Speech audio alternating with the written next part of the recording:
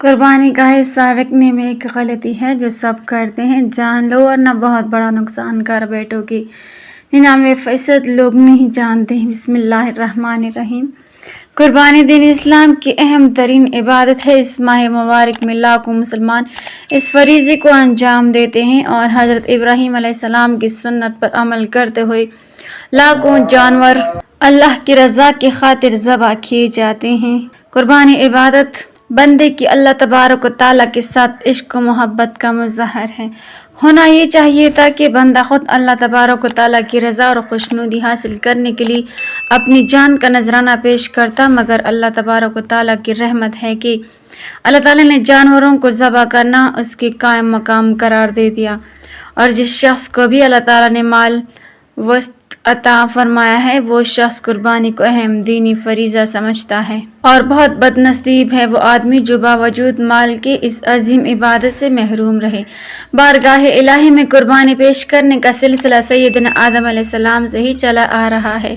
چنانچہ اللہ تعالیٰ نے سورہ المائدہ میں سیدنا آدم علیہ السلام کے بیٹوں حابیل و قابیل کا قصہ ذکر فرمایا ہے کہ دونوں نے اللہ تعالیٰ کے حضور قربانی پیش کی۔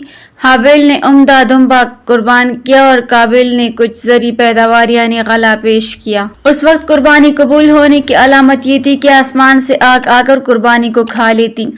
چنانچہ حابیل کی قربانی کو آگ نے کھا لیا اور قابیل کی قربانی وہیں پڑی رہ گئی، یوں وہ قبولیت سے محروم ہو گئی۔ قربانی کا عمل ہر امت میں مقرر کیا گیا، البتہ اس کے طریقے اور صورت میں کچھ فرق ضرور رہا ہے۔ انہی میں سے قربانی کی ایک عظیم اور شان صورت وہ ہے جو اللہ تعالیٰ نے امت محمدیہ کو عید الاضحیٰ کی قربانی کی صورت میں عطا فرمائی ہے، جو کہ حضرت سیدنا ابراہیم علیہ السلام کی قربانی کی یادگار ہے۔ احادیث مبارکہ میں نبی اکرم صلی اللہ علیہ وسلم نے قربانی کی بہت زیادہ اہمیت اور فضیلت بیان فرمائی ہے۔ چنانچہ حضرت زید بن ارقم رضی اللہ تعالیٰ عنہ فرماتے ہیں کہ صحابہ کرام رضی اللہ عنہم نے عرض کیا، یا رسول اللہ یہ قربانیاں کیا ہیں؟ آپ صلی اللہ علیہ وسلم نے ارشاد فرمایا، تمہارے باپ ابراہیم علیہ السلام کی سنت ہیں۔ صحابہ کرام رضی اللہ عنہم نے عرض کیا، یا رسول اللہ ہمارے لیے اس میں کیا ثواب ہے؟ فرمایا، ہر بال کے بدلے ایک نیکی ہے۔ عرض کیا اور اون کے بارے میں؟ فرمایا، اس کے ہر بال کے بدلے بھی ایک نیکی ہے۔ اس حدیث میں نبی اکرم صلی اللہ علیہ وسلم نے قربانی کرنے کا کتنا عظیم ثواب بیان فرمایا ہے کہ جانور کے بالوں کی مقدار جو گننا ناممکن ہے، بندے کو اللہ تبارک و تعالیٰ نے کیا عطا فرماتے ہیں۔ دوسری حدیث میں نبی اکرم صلی اللہ علیہ وسلم نے ارشاد فرمایا، ایام قربانی یعنی ذوالحجہ کے دنوں میں انسان کا کوئی بھی عمل اللہ تعالیٰ کی بارگاہ میں قربانی کے جانور کا خون بہانے سے زیادہ محبوب نہیں ہے، اور قیامت کے دن قربانی کا یہ جانور اللہ تعالیٰ کی بارگاہ میں اپنے سینگوں، بالوں اور کروں سمیت حاضر ہوگا، اور بلا شبہ قربانی کے جانور کا خون زمین پر گرنے سے پہلے اللہ تعالیٰ کی بارگاہ میں قبولیت کا درجہ پا لیتا ہے۔ تو اے مومنوں، خوش دلی سے قربانی کیا کرو۔ ایک اور روایت میں نبی اکرم صلی اللہ علیہ وسلم نے اپنی پیاری بیٹی حضرت فاطمہ رضی اللہ تعالیٰ عنہا سے ارشاد فرمایا، اے فاطمہ اٹھو، اپنے قربانی کے جانور کے پاس جاؤ اور اسے لے کر آؤ، کیونکہ اس کے خون کا پہلا قطرہ گرنے پر تمہارے پچھلے گناہ بخش دیے جاتے ہیں۔ انہوں نے عرض کیا، یا رسول اللہ صلی اللہ علیہ وسلم یہ انعام ہم اہل بیت کے ساتھ خاص ہے یا ہمارے اور تمام مسلمانوں کے لیے عام ہے؟ تو آپ صلی اللہ علیہ وسلم نے ارشاد فرمایا، بلکہ ہمارے اور تمام مسلمانوں کے لیے عام ہے۔ حضور نبی کریم صلی اللہ علیہ وسلم کا ہر سال قربانی کرنا قربانی کی اہمیت، فضیلت اور تاکید کے لیے کافی ہے۔ حضرت انس رضی اللہ تعالیٰ عنہ سے روایت ہے کہ حضور نبی کریم صلی اللہ علیہ وسلم سیاہ و سفید رنگت والے اور بڑے سینگوں والے 2 مینڈوں کی قربانی فرمایا کرتے تھے، اور اپنے پاؤں کو ان کی گردن کے پاس رکھ دیا کرتے تھے اور اپنے دستے مبارک سے ذبح فرماتے تھے۔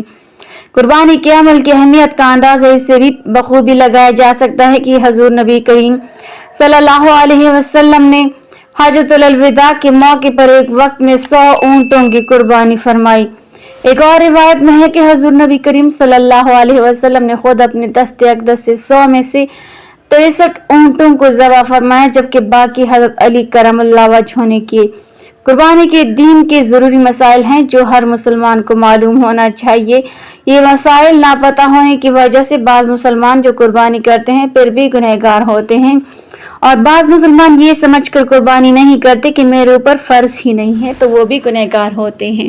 इसलिए ये कुर्बानी के कुछ ज़रूरी मसाइल हैं। नंबर 1, बाज़ लोग पूरे घर के अफराद की तरफ से सिर्फ एक बकरा कुर्बान करते हैं, हालांकि बसा औकात घर के कई लोग साहिब निसाब होते हैं और इस वजह से उन सब पर कुर्बानी वाजिब होती है। उन सब की तरफ से अलग अलग कुर्बानी की जाए। एक बकरा जो सब की तरफ से किया गया किसी का भी वाजिब अदा ना होगा, क्योंकि बकरे में एक से ज्यादा हिस्से नहीं हो सकते। नंबर 2, बड़े जानवर मसलन गाय, भैंस और ऊंट में 7 कुर्बानियां हो सकती हैं। नंबर 3, दूसरे की तरफ से वाजिब कुर्बानी अदा करने के लिए इजाजत लेना जरूरी है, वरना दूसरे की तरफ से कुर्बानी अदा नहीं होगी। अगर किसी जगह अपने मुतल्लिकीन की तरफ से कुर्बानी करने की आदत और रिवाज हो तो इस सूरत में इजाजत लेना जरूरी नहीं, बगैर इजाजत के भी कुर्बानी अदा हो जाएगी। नंबर 4, कुर्बानी के वक्त में कुर्बानी करना ही लाजिम है, कोई दूसरी चीज उसके तमाम कायम मकाम नहीं हो सकती। मसलन बजाय कुर्बानी के बकरा या उसकी कीमत सदका खैरात कर देना काफी नहीं। नंबर 5, कुर्बानी के जानवर का बेऐब होना जरूरी है। ऐबदार जानवर की कुर्बानी जायज नहीं। कुर्बानी का जानवर अपने हाथ से ज़िबा करना अफजल है। अगर खुद ज़िबा ना कर सके तो किसी और से भी ज़िबा करा सकता है। बाज़ लोग कसाब से ज़िबा कराते वक्त इब्तिदा खुद चूरी पर हाथ रख लिया करते हैं। ऐसे लोगों के लिए ज़रूरी है कि कसाब और कुर्बानी वाले दोनों मुस्तकिल तौर पर तकबीर पढ़ें।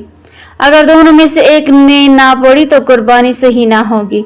कुर्बानी का जानवर ज़िबा करते वक्त ज़बान से नीयत पढ़ना ज़रूरी नहीं, दिल में भी काफ़ी है। अगर कुर्बानी का जानवर इस नीयत से खरीदा कि बाद में किसी को शरीक कर लूँगा और बाद में किसी और को कुर्बानी या अकीक़ा की नीयत से शरीक किया तो कुर्बानी दुरुस्त है। और अगर ख़रीदते वक्त किसी और को शरीक करने की नीयत ना थी बल्कि पूरा जानवर अपनी तरफ से कुर्बानी की नीयत से ख़रीदा था तो अब शरीक करना दुरुस्त नहीं, सिवाय बाज़ सूरतों के अगर कोई मालदार शरीक हो तो बेहतर नहीं, अगर गरीब हो तो शरीक किया जा सकता है।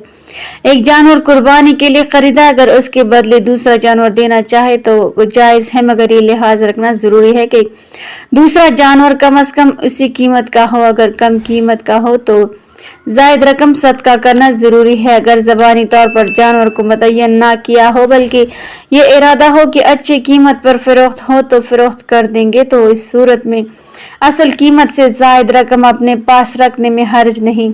आजकल कुछ लोग और बददीन लोग कुर्बानी पर एतराज़ करते हैं और कहते हैं कि कुर्बानी पैसे और वक्त का ज़िया है, हालांकि उनकी ये बात शरअन व अक्लन काबिल कबूल नहीं। अगर ऐसा होता तो नबी करीम सल्लल्लाहु अलैहि वसल्लम की तरफ से कुर्बानी की इतनी ताकीद ना होती।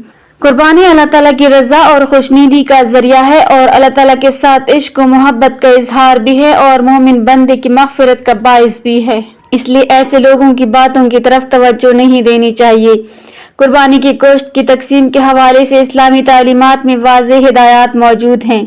सुन्नत के मुताबिक कुर्बानी के गोश्त को 3 हिस्सों में तकसीम करना बेहतर है। नंबर 1, 1/3 हिस्सा घर वालों के लिए रखना मुस्तहब है। नंबर 2, 1/3 हिस्सा रिश्तेदारों, दोस्तों और पड़ोसियों में तकसीम करना चाहिए। नंबर 3, 1/3 हिस्सा गुरबा व मसाकीन को सदका करना चाहिए। लोगों की आम गलतियाँ: नंबर 1, पूरा गोश्त घर पर रख लेना। नंबर 2, गरीबों को कम या खराब मयार का गोश्त देना। नंबर 3, रिश्तेदारों से कतई ताल्लुक करना। नंबर 4, गोश्त देते वक्त तकब्बुर करना या एहसान जताना। नंबर 5, गोश्त ज़ाया करना।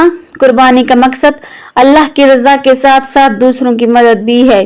तकसीम के वक्त नीयत खालिस रखें और एहसान न जताएं।